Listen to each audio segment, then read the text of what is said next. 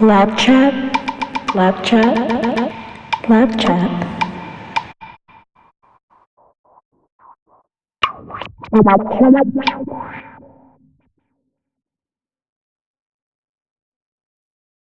Thank you for tuning in to CAMLT's Lab Chat. CAMLT is the California Association for Medical Laboratory Technology. It enhances clinical laboratory professionals through public policy, advocacy, education, and member services. Today's interview is with President Valerie Trenev. Hi, Valerie. Thank you for having me. Well, thank you. Please tell us about yourself and your CLS career. Okay, I'd be happy to. Let's see, I graduated from San Francisco State University in 1984. I grew up in the San Francisco, and I did my clinical training there the year after my following my graduation, excuse me. And then I worked for a short time up in the mountains near in Reno. And then I came down to the Central Coast, and I've been down here almost 30 years. This location is about halfway between San Francisco and Los Angeles. And I was fortunate enough to get hired with Dignity Health, and the laboratory here in Santa Maria was a wonderful place to be. I worked for 6 years at evening and night shift, kind of a combination. And then I stayed on per diem for another 18 years. So I actually put in 25 years altogether, and it was a lot of fun. So I've been in laboratory science almost more than 30 years, if you count my time up in San Francisco too. Wow, 30 years is a long time. Well, tell us a little bit more about how the laboratory was in the past. What things do you see that are different? The past. The past was quite exciting, actually. We had when I came out of college, it was 1984. Then out of training, it was 1985, and that was being implemented at that time. Back in the day before that, it was not uncommon to have people eating in laboratory and smoking, drinking coffee, things like that. And then once the AIDS epidemic started, and then of course hepatitis was always kind of a worry, people really took a lot of precautions when it came to personal equipment and protective equipment rather. And we went from our cloth laboratory coats to our disposables. Of course, everyone had to wear gloves. That was a big deal because it was hard. Not everyone understood that the gloves were a tool. And then when you entered an area that was considered contaminated, you put the gloves on. And then when you were done with your task, you take the gloves off. And so we all had to be conscious of, where and when we should wear the gloves, and just get used to all of that. As far as technology went, there was obviously a lot of automation has come about in the last 30 years. So we came away from doing, they used to pipette by mouth. That was before my time. But if you can imagine swallowing something that came up the pipette into your mouth, it would just be awful. So a lot of things became disposable. We definitely wanted to protect ourselves from any kind of biohazards. And there were a lot more automated tests rather than labor-intensive manual tests. So there's been a lot of changes. This is the Bay Area hospital a 29-year-old Valerie worked at in 1988. Here you can see Valerie sharing a poster that she made for National Laboratory Week. Wow, that is amazing. And you brought us from the past to the current, present, future. The current, present. And no, I couldn't imagine swallowing something. I think I would be perturbed. So, you talked about the past and the present. Please tell us, what do you feel about the future of clinical laboratory science?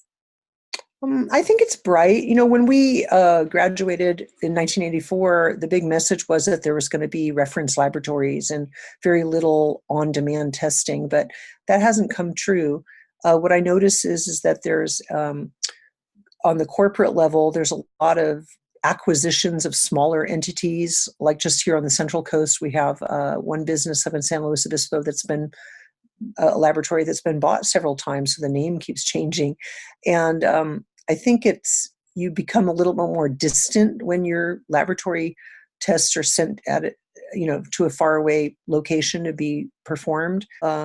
Experience with some of my own doctors, ask them, where are you going to have this analyzed? And they say, oh, well, we sent to the East Coast for culture. It's kind of funny when you think about it. Boy, you could do it right here and save all that time. But nevertheless, it's a lot of it is cost driven, unfortunately. I do see though, when it comes to like genetic testing and personalizing care, personalizing medications, personalizing treatment based on a person's genetic profile, I see that as being a really big thing in the future. And it's exciting to hear about the developments from some of our colleagues in our organization and what kind of places they work in. So it's kind of fun to see how it's evolving. That is amazing. Yeah, because I'm coming into the lab. I'm just in awe with all of the technology. It's amazing how it works. So also, I want you to tell me in closing, what was the most mind-blowing lab situation that you ever had? And if any, is there any advice that you would give to any new lab techs? Okay, let's see. Probably just when I was working night shift when I first started here in Santa Maria, the crew was smaller. It was just one technologist, or they're called clinical laboratory scientists now, but back in the day we were called technologists. And there was one lab assistant, and it got kind of hard, if your lab assistant was out of the lab having to draw blood cultures, and then you're fielding the phone was very easy for maybe an analyzer, to go down or something, and you need to use backup analyzers, things like that. But I can remember my colleague was working one time by herself, and there's no one there around in the lab, and this possum came out of the ceiling, scared her half to death. So, and another friend of ours had a snake come up through the drain. This is in the night. So it's really kind of rattling to think about animals in the laboratory. But overall, it's always been, I think the most stress, or you might say intense situations have been, when you've got to get results out and things, there's a little bit more to it than just simply pushing a button or, putting the sample on the analyzer. Things go wrong, or there could be challenges in trying to get the result out. But we all made it through. And as far as advice, I would just say, ask questions, don't be afraid to ask for help, and just definitely communicate, because back in the day when those sort of things were happening to me, I had to tell the ER doctor or whoever it was asking for the results, what my challenges were, and they were very patient and kind and supportive about it. So I think communication is the key. Don't be a hero and be silent. Let people know that you're working on something, and let them, inform them. You'll get through it. I really want to thank you today for your time, and that was amazing advice. And thank you for sharing your journey with us today, Valerie. Anything you want to add about CAMLT as a professional organization? Oh, you're welcome. Let me just clarify. We do represent our clinical laboratory scientists, our laboratory technicians, and our phlebotomists. So the whole laboratory team is welcome to be a part of our professional organization. We represent everyone. So thank you. And also people at the university level too. Please visit CAMLT.org, where you can join for membership or donate.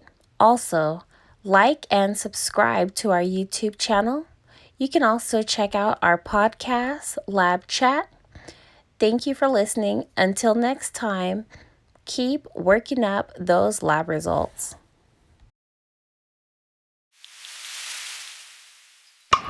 Lab chat, lab chat, lab chat. Lab chat.